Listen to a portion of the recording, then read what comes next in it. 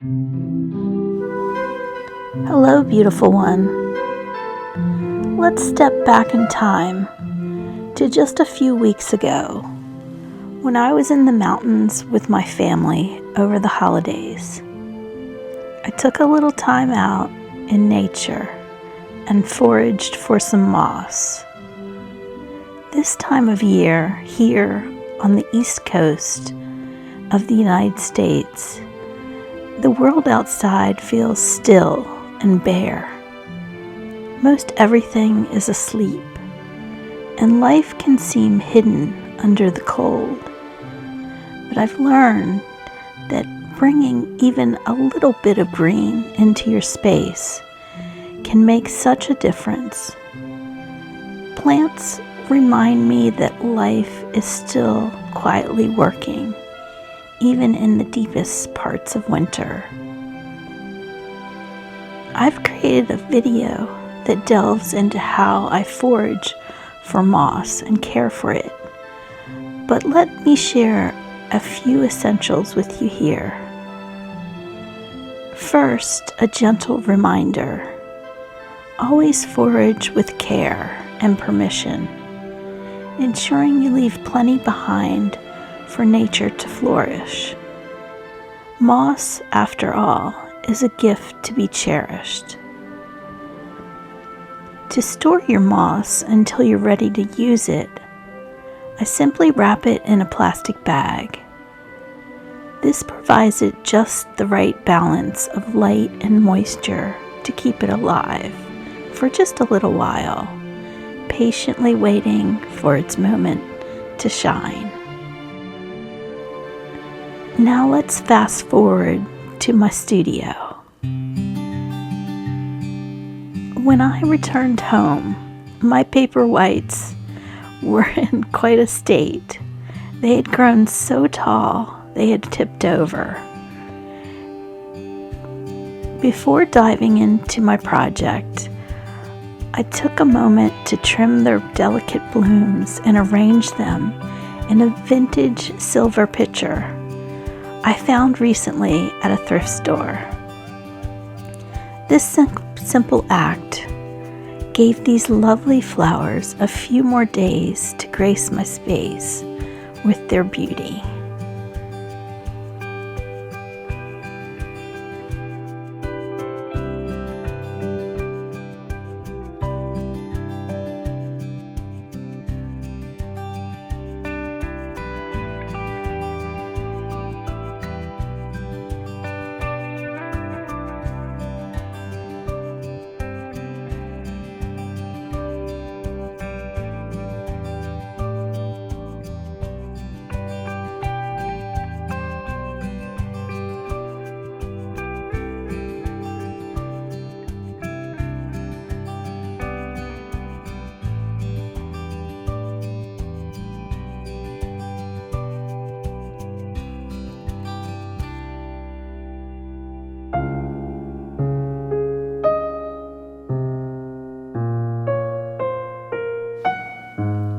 I love to lay out my moss and survey what I have. I like to know the different textures and the different sizes so that when I begin to make my creation, I am all ready to go and the process just flows. It's almost like setting up your painting palette before you paint. And for this one, I chose a blue and white vessel, one that I got at a thrift store several years ago now.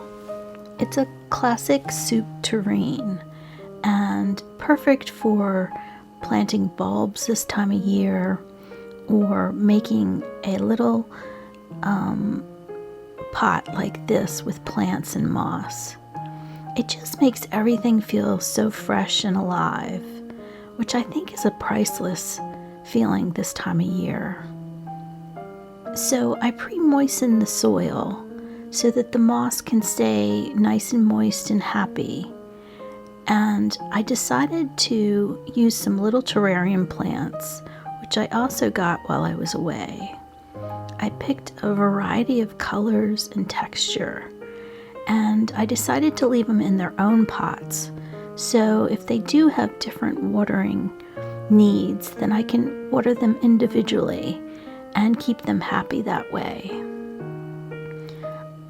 I will clean up any debris, and then I can just lightly break apart the moss so that it can fit around the plants, and then the edges will just get tucked in. This moss is called fern moss, and the other type of moss I have is called button moss. And the button moss I will put on the opposite side, keeping the two mosses together creates a really nice contrast in texture and shapes.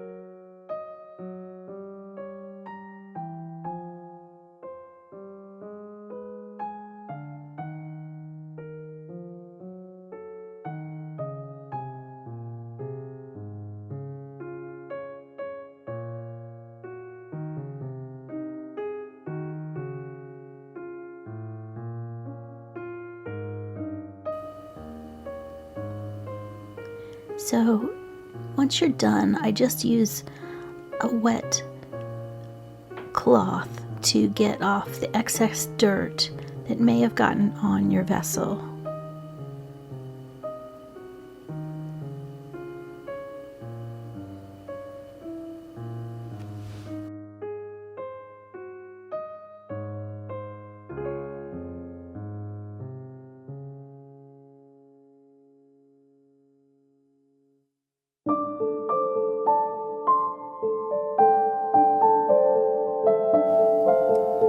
So this next project is super simple, but so beautiful. I have these cement looking hands, and I thought it would be really beautiful if I added moss to them. And at first I was going to add the moss to the orchid, but I changed my mind and decided to just keep it very simple. What I did is I took the pre-moistened dirt and I mounded it up on the palm of the hands in kind of a semicircle. So it gave some lift to the shape of the moss. And then what I did was just take bits of moss and arrange them almost like puzzle pieces, so that they all fit perfectly in the palm of the hand. And it created this stunning look that I think came out wonderful, and I'm really happy with it. It's so simple, but so beautiful. And in my experience, in an indoor circumstance, moss needs to be protected. So these creations that I'm making today, I will be putting cloches over them, which is something I do often because I don't always have a terrarium that's ready, or it just limits my creative ability. So cloches opens up so many creative ideas for me to use moss in different ways. And it keeps the moss happy and moist, and you barely have to do anything with it. Now, if you didn't have a cloche and you just had something you wanted to add the moss to, you could do that. Your moss, unless you mist it or water it regularly, and I'm talking about day and night, every day, it will dry out, which can also be very pretty as long as it doesn't turn brown. And sometimes they do turn brown, sometimes they don't. It's just the luck of the draw. But this I really loved.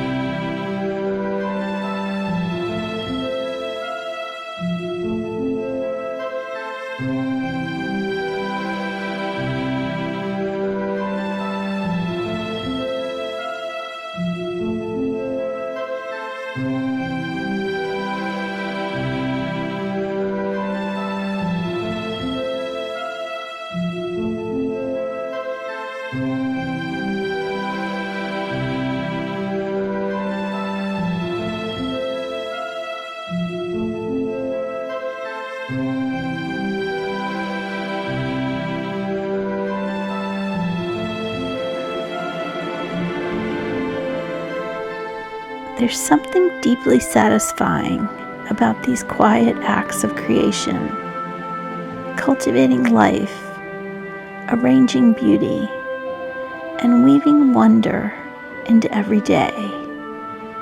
May it inspire you to bring a touch of nature into your space and create your own magic. Next week, I'm back in the studio working on my painting project, Backwards Beauty. I hope to see you all here next week, and until then, have a great one.